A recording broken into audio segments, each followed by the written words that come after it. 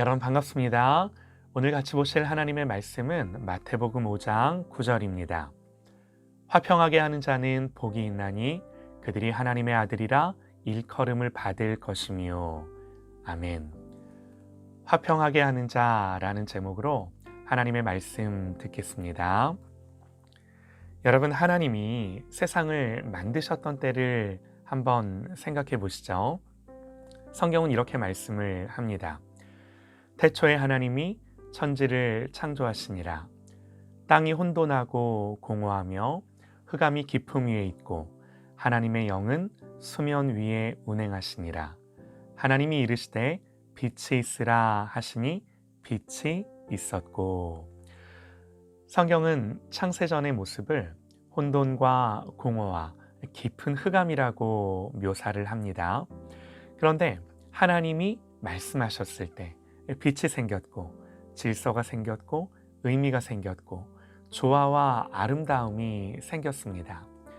무질서 속에서 하나님이 말씀하시자 모든 것이 제자리에서 자기의 역할을 따라 조화롭고 아름답게 존재하기 시작을 한 거죠. 이 상태가 평화예요. 이게 샬롬이에요. 이 평화는 원래 삼위일체 하나님 안에만 있었던 거죠. 그런데 이 평화가 시간과 공간 속에서 펼쳐진 거죠. 그래서 평화는 하나님이 창조하신 피조물들이 그 목적을 따라 질서 있게 그들의 자리에서 존재하는 것을 말합니다. 모든 인간과 피조물들이 하나님의 통치 안에서 안정되고 조화로운 삶을 살아갈 수 있도록 유지되는 상태, 이게 성경이 말하는 평화예요. 이건요, 사람에게서도 마찬가지입니다. 하나님이 사람을 지으실 때 흩날리는 먼지를 빚어 하나님의 숨을 불어넣으셨습니다. 여호와 하나님이 땅의 흙으로 사람을 지으시고 생기를 그 코에 불어넣으시니 사람이 생명이 되니라 그럽니다. 흙에 하나님의 숨이 불어넣어져 살아있는 영과 혼과 육이 됩니다. 이 말이 무슨 말일까요? 하나님 우리를 지으실 때 지성과 감정과 의지를 가진 존재로 지으셨어요. 혼적인 영역들이죠. 또한 이런 기능들은 육체 안에 두셔서 실제로 살아 움직이게 하셨어요. 육체 안에서 작동하게 하셨습니다. 우리의 육도 하나님이 지으신 아름답고 거룩한 거죠. 이뿐만 아니라요, 우리를 하나님 닮은 영적인 존재로 지어주셨어요. 이런 인간 존재 안에서 평화란 무엇이겠습니까? 하나하나 생각을 해보시죠. 우선 육적인 필요들이 당연히 충족되어야 합니다. 건강해야 하죠. 건강하지 못하면 진정한 평화라 말할 수 없죠. 또 먹을 것이 없어서 매일매일 근심한다면 어떻게 평화라고 말할 수 있겠습니까? 그러나 이러한 것들만 충족된다고 해서 인간에게 진정한 평화가 있을까요? 모든 것이 다 있어도 사회적으로 다른 사람과 온전한 관계를 맺지 못한다면 참된 평화라고 말할 수 없을 것입니다. 또 지성과 의지와 감정의 영역도 너무나 중요하죠. 인간은 무엇보다 내면의 질서 속에서 평안을 누립니다. 우리는 지성을 통해 하나님을 알고 인간을 이해하고 세상을 이해하고 거기서부터 판단하고 옳고 그름을 분별합니다. 그때 우리의 감정은 싫고 좋고를 판가름하죠.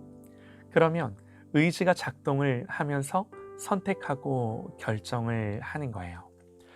이러한 마음의 작동이 그 어느 것 하나 잘 되지 않는다면 우리는 평안을 누리기가 어려울 것입니다. 지성이 잘못되어도, 감정이 잘못되어도, 의지가 잘못되어도 평안을 잃어버리는 거죠. 영적인 영역은 어떨까요?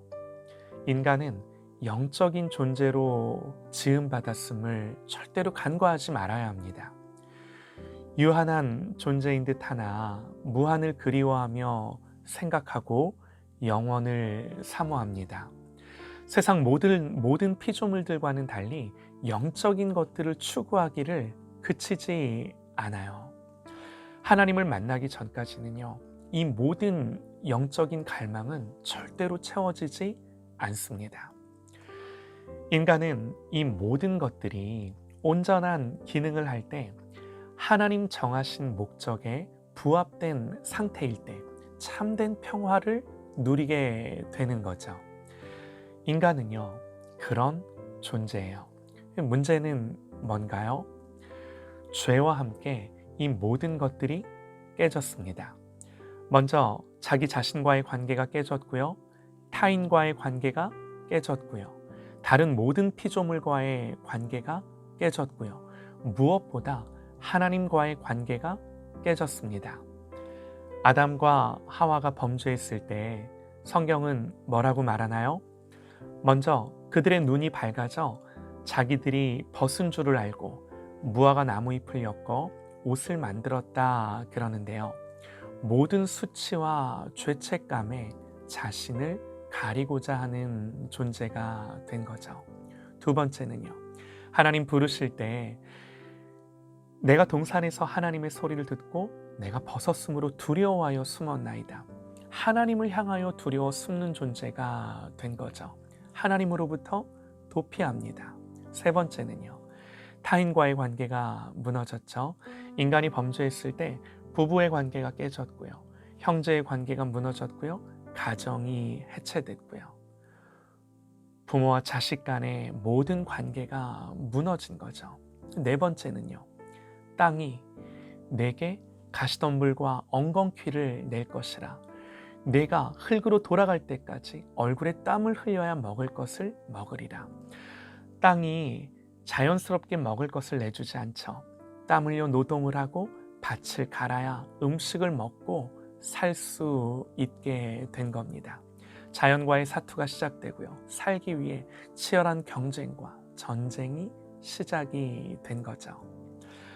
아벨을 죽인 가인이 하나님을 떠나 건설한 그 도시는 어떤가요? 가인의 후손들 중 야발은 가축을 치는 자의 조상이 되었고요. 유발은 수금과 퉁소를 잡는 자의 조상이 되었고요. 두발 가인은 구리와 쇠로 여러 가지 기구를 만드는 자가 되었다. 성경은 그렇게 말씀을 하는데요. 농경과 목축이 시작되고 예술과 음악이 시작되고 과학과 기술의 문명을 이루며 살게 된 거죠. 그러나 성경은 이 문명을 뭐라고 묘사를 하나요? 창세기 4장 말미에요, 람에게 노래가 나옵니다. 나의 상처로 말미암아 내가 사람을 죽였고 나의 상함으로 말미암아 내가 소년을 죽였도다. 그러면서 하는 말이 가인을 위하여는 벌이 7배일진데 나 라멕을 위하여는 벌이 77배이리로다 하였더라. 폭력과 강포가 가득한 거예요. 여러분, 이게요, 성경이 묘사하는 인간의 상태예요. 죄가 들어와 모든 평화가 깨진 거죠. 사랑하는 여러분, 방법이 뭔가요? 어떻게 다시 궁극적인 평화가 회복될 수가 있겠습니까? 하나님이 천지를 창조하실 때 혼돈과 공허와 흑암으로 가득했을 때 하나님 빛을 선포하셨어요. 사랑하는 여러분, 이렇게 빛이 비춰야만 질서가 찾아오고 의미가 생기고 비로소 어둠이 떠나가고 밝아지는 거죠. 이 빛이 누구신가요? 성경이 이렇게 말씀을 합니다. 참 빛, 곧 세상에 와서 각 사람에게 비추는 빛이 있었나니 그가 세상에 계셨으며 세상은 그로 말미암아 지은 바 되었으되 세상이 그를 알지 못하였고 자기 땅에 오매 자기 백성이 영접하지 아니하였으나 영접하는 자, 곧 그 이름을 믿는 자들에게는 하나님의 자녀가 되는 권세를 주셨으니 이는 혈통으로나 육정으로나 사람의 뜻으로 나지 아니하고 오직 하나님께로부터 난 자들이니라.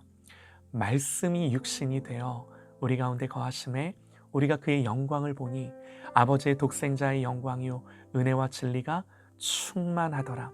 사랑하는 여러분, 태초에 혼돈과 어둠과 공허가 가득한 그때에 하나님의 말씀이 그곳 가운데 임하였듯이 말씀이 육신이 되신 우리 주 예수 그리스도가 우리 가운데 오셔야 되는 줄 믿습니다.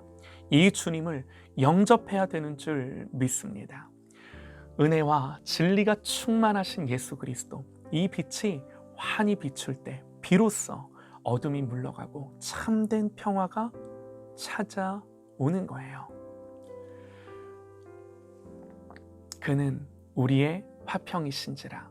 둘로 하나를 만드사 원수된 것 곧 중간에 막힌 담을 자기 육체로 허시고 법조문으로 된 계명의 율법을 폐하셨으니 이는 이 둘로 자기 안에서 한 새 사람을 지어 화평하게 하시고 또 십자가로 이 둘을 한 몸으로 하나님과 화목하게 하려 하심이라.